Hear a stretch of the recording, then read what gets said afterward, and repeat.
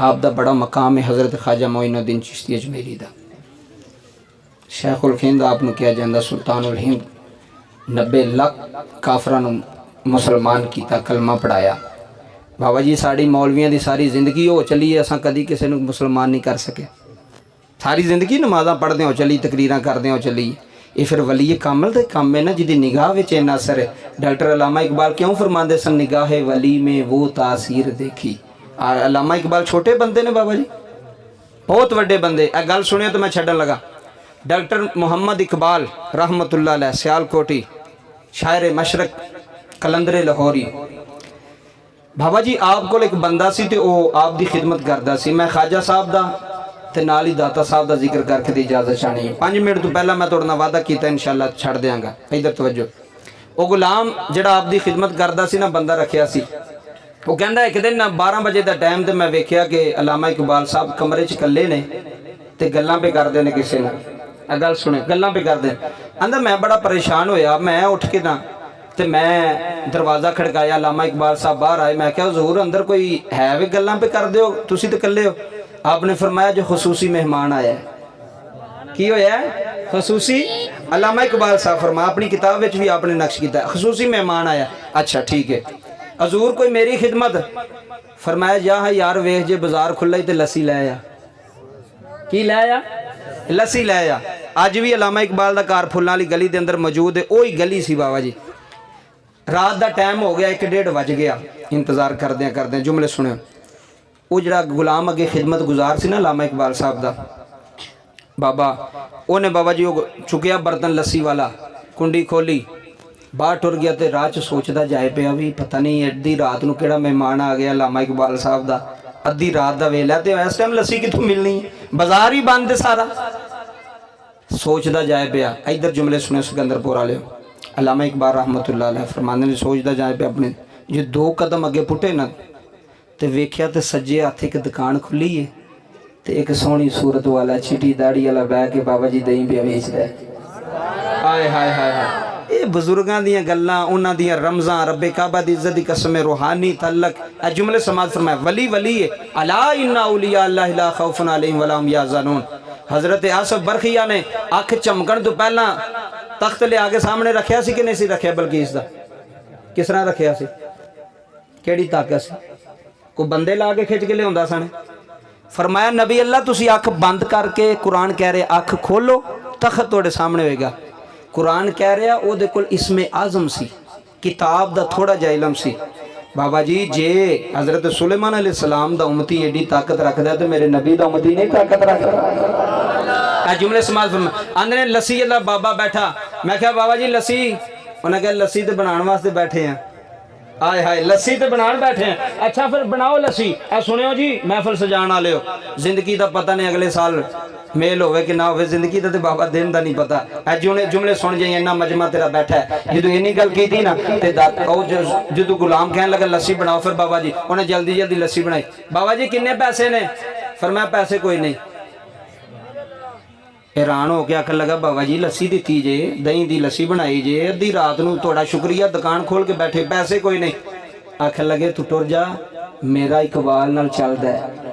आए हाय हाय मेरा इकबाल नाल लैन देन चलदा ही रहंदा, तू टुर जा। बाबा जी जुमले सुनिया रे।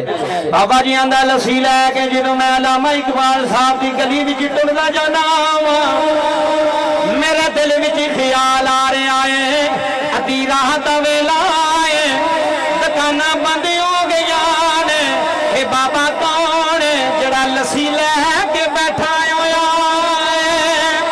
आंदा मेरे दिल विच ख्याल आया है, आंदा लस्सी लैके गया जाके अल्लामा इकबाल साहब नूं लस्सी दी है। अल्लामा साहब गल्लां करदे रहे ने। बाबा जी जो मेहमान दे जान दा वेला, जुमले सुनियो, जो मेहमान दे जान दा वेला होया है, अल्लामा इकबाल साहब ने दरवाजे ते रुखसत कीता है। आखन लगे मैं दरवाजा बंद कीता है, मैं डॉक्टर अल्लामा इकबाल साहब ने पैरों में बह गया। मैं क्या हजूर अज समझ नहीं आई वाकया की गल की बन गई है? फरमाया बाबा की पिया ना है? आखन लगे इकबाल पुत्रा अद्धी रात नो कभी लस्सी लभी कोई नहीं, अज लस्सी लब गई है, ये अज लस्सी लब गई है। बाबा जी जुमले सुन जाया रे। अल्लामा इकबाल फरमांदे बाबा मेरी जिंदगी विच राज खुलना नहीं चाहिए। जो तुर गया फिर लोगों नू गल सुना छटी। उन्हें आख्या हजूर सुना छटा। फरमाया मेरा गल सुन ला, जेड़ा मैनू मिलन आया है, जेड़ा मेरे को बहन आया है, लाहौर दी नगरी दा बेताज बादशाह है, इनू दाता अली हजवेरी आंदे ने।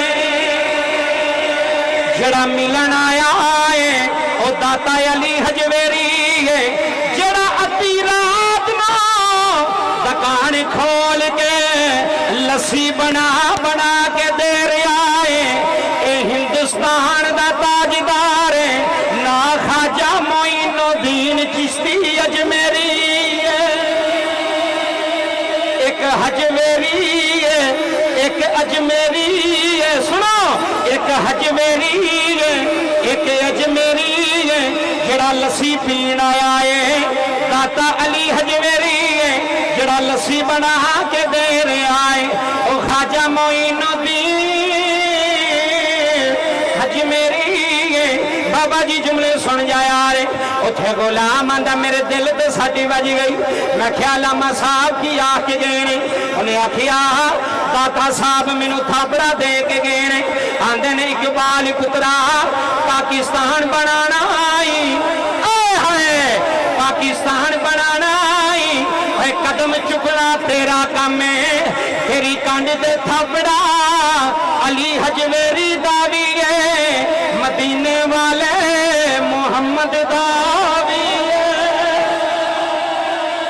जी बाबा जुमले सुनिया ताइयों तो मैं गली गली कुछे कुछे नगर नगर एहो नारा ला के पैगाम देना बंदे रब दे नजर करे के बंदे रब दे नजर करे के। मुक गई जे तकरीर बंदे रब दे हाय हाय है बंदे रब दे नजर करे के। तकदीर बदल दे दे बंदे रब दे नजर करे के। तकदीर बदल दे दे लिखी होई लोहवाली तहरीर बदल दे।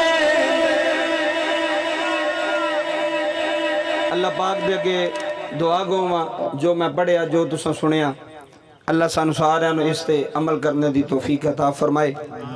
चिश्ती का नहीं हुई वाकया जरा इंडिया वाला वो सर बयान कर दे 10 मिनट से 10 मिनट साथ